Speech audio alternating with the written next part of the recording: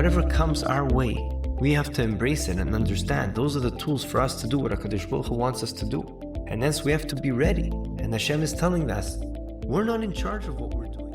Welcome to Prism of Torah with Rabbi Elazar Prisman, engaging Divrei Torah, packed with stories and practical insights. Find us wherever you get your podcasts or at prismoftorah.org.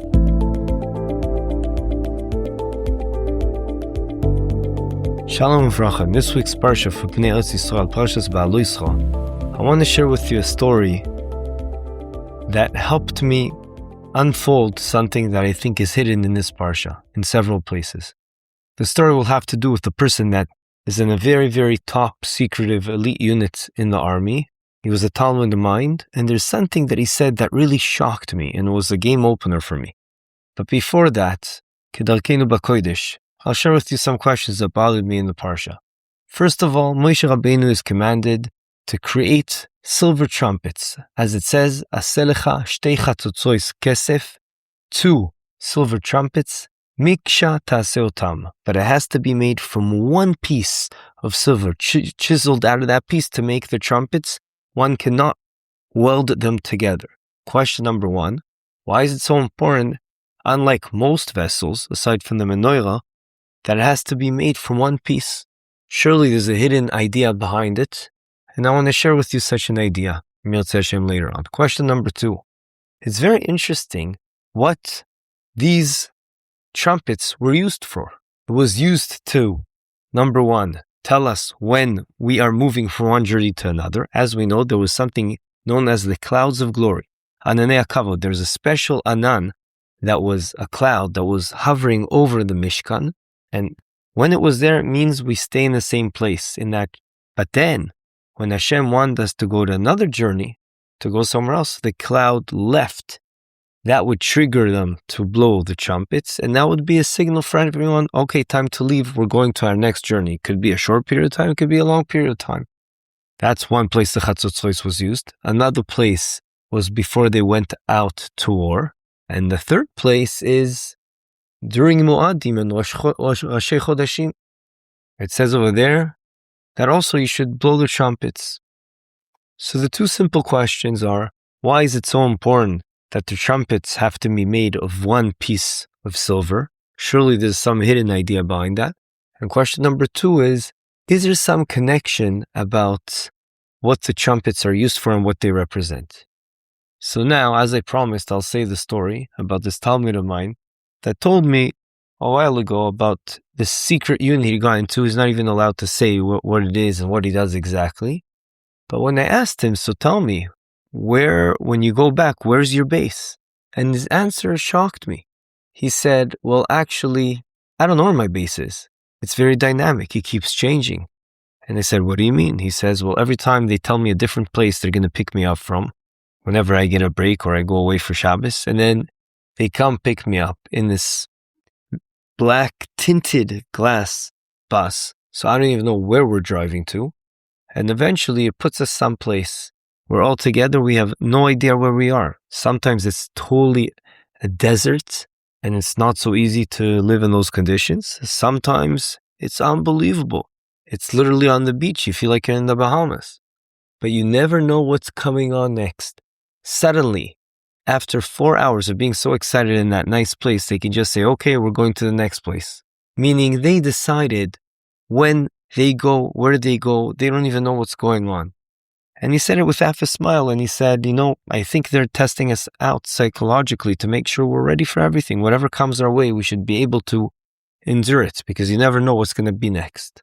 I said to myself, wow, perhaps this is the idea that HaKadosh Baruch Hu didn't tell us anything, but suddenly the cloud told us, okay, now's the time to go from place A to place B to place C. HaKadosh Baruch Hu is ensuring we understand that this is representing the journey of life. Whatever comes our way, we have to embrace it and understand those are the tools for us to do what HaKadosh Baruch Hu wants us to do. And hence we have to be ready. And Hashem is telling us, we're not in charge of what we're doing. HaKadosh Baruch Hu is giving us certain tools, certain journeys that we need to step up to the plate and do the best of the journeys we are given. That is our tafkid. That goes very nicely with what the Shlah Hakadosh says, Al Pi Hashem, that Al Pi Hashem, it says in our parsha, very close to each other in Psukim, 6 times. 6 times is just a couple of Psukim. And he says that everything was based on Hashem's word, Hashem's command, which was hinted by the cloud moving. It could be you're there for only 2 days. It could be you're there for 2 years. It doesn't matter. It's all the same. It's all coming from Hashem. And what is reminding us that? The trumpet is reminding us. Because it even says that when it says that they blow in the trumpet, because it is the same trumpet that we use before we go to war. We're also commanded to use it before we go to war.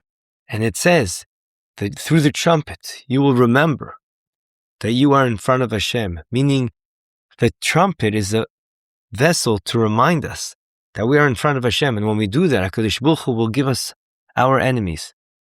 It is the same trumpet that tells us it's time to go to another journey, and it is the same trumpet that it says in the Pasuk, Uv'yom simchatchem uv'moadachem uv'rashei chodshechem, which are during happy festival times.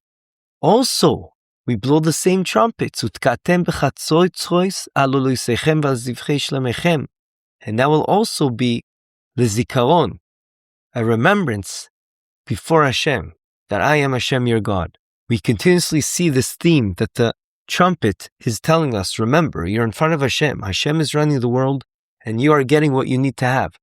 And it's beautiful because it's, be it in the times of our enemies are coming to try to get you, be it in the times of happiness, and be it the times when you're going into a new journey. It is all coming from HaKadosh Baruch Hu. And perhaps I want to suggest that this idea is hinted in the miksha achas of the chatzotzros. There has to be one piece. It's always the same. You have to ensure that you're a Hashem-centric Jew, not an egocentric Jew. HaKadosh Baruch Hu is in the middle of the circle of life. He is the one that did infinite chesed with us to put us in this world so that we'll be able to have the eternal world, a peace in the eternal world, chelik ba'olam haba. And hence, HaKadosh Baruch Hu is giving us this opportunity, and to help us remember that, we have the trumpet. It actually fits very nicely with Rav Hirsch. Rav Hirsch says that the trumpet is the way we call out to HaKadosh Baruch Hu, and blowing the shofar symbolizes Hashem is calling out to us. And that's why Rosh Hashanah is a very special time. Hashem is calling to us, come back to me, shuvu elai, v'ashuvu elechem. In a way, the cloud was on the Mishkan, the way Hashem hinted us it's time to go. That reminded me of the story of this person, this Talmud of mine that told me. It was that black bus. They didn't know when they were going or where they were going. But when you appreciate it, it's all coming from Hashem, and it's pre-planned by HaKadosh Baruch Hu, and is the best for us, then we have to be happy with the plan we're given and do the best we can in every situation that we have. When you go through life in such a way, that will also give meaning in life and help us go through life and la'avod et Hashem mitoch simcha. I would like to end off with a story I heard over by Rav Elazar Abish, and I think it fits the concept we are trying to bring out in a perfect way. Before I do that, I want to emphasize this point with the trumpet. Why dafka a trumpet? So I think that fits beautifully what the Chinuch is saying. The Sefer Hachinuch in the mitzvah Shin Pei Daled says about this mitzvah blowing the trumpets that also during the time you bring a sacrifice, you have to ensure, even though it's times of happiness, you have to make sure you have a wake-up call. What are you doing now? Don't forget, you're in front of HaKadosh Baruch Hu. And so too in the time of war. Wake up. You have to have a wake-up call. It's not me that I'm going to win the war. It's HaKadosh Baruch Hu that's going to help us and save us from our enemies. And hence, all these different times are very related, because it's always a wake-up call for us to realize we want to be Hashem-centric Jews, and no matter what the situation is, good or bad, or what seems to be bad, it's all part of a plan, and it's all coming from HaKadosh Baruch Hu. So I want to end with this story that I heard from Rabbi Elazar Abish, and it goes like this. Once there was a person who felt like life just was very, very difficult. Everything was falling apart. His parnasa was failing, his relationships were not going well, and everything he touched seemed just to fall apart. Out of total frustration, he decided to write to his rebbe a letter. He put his heart onto paper, and he wrote to a very big rebbe and said to him, listen, Why is my life so bad? Everything I do is not working out. I do this, and he kept saying everything about what's happening. My life is so bad for him. He kept saying, I don't know, why is this happening to me, and why me, etc. And he kept going. He got a letter back from his rebbe, and this person changed a lot. So his friend asked, well, what did the rebbe write? What did he write back to you? So he opened up the letter and he showed him. The rebbe actually sent back the same letter he wrote to him. But he only did one thing. He circled the amount of times that the word I or me was in the letter. And this person got the hint. He realized everything he's thinking about in life is only about him. He's so egocentric. And he said, that's it. I have to make a change. I have to realize life is not all about me. What about my fellow Jew? What about overall what HaKadosh Baruch Hu wants me to do? Why am I only thinking about me? He realized everything in the letter was about him. When you make everything about yourself, you're taking yourself out from being together with all Klal Yisrael. That is the huge advantage of being a Hashem-centric Jew. Because if we're all Hashem-centric Jew, we connect on our neshama levels. On the other hand, if we're all egocentric Jews, chas v'shalom, that creates a demarcation and a split between all of us. And we know there's a huge bonus by us being all united and together, as the Mishnah in Uktzin says that the best vessel for getting HaKadosh Baruch Hu's brachas, blessings, shefa, bracha, v'atzlocha, is shalom. Shalom represents peace, harmony, and unity. Yiratzon, that we'll be able to be Hashem-centric Jews and do like Klal Yisrael did in those times. Al pi Hashem yichanu v'al pi Hashem yisau. Have a good Shabbos. This concludes another episode of The Prism of Torah. Thank you for tuning in today. We hope you enjoyed it and learned something valuable. If you did, please subscribe to the podcast and give a 5-star rating.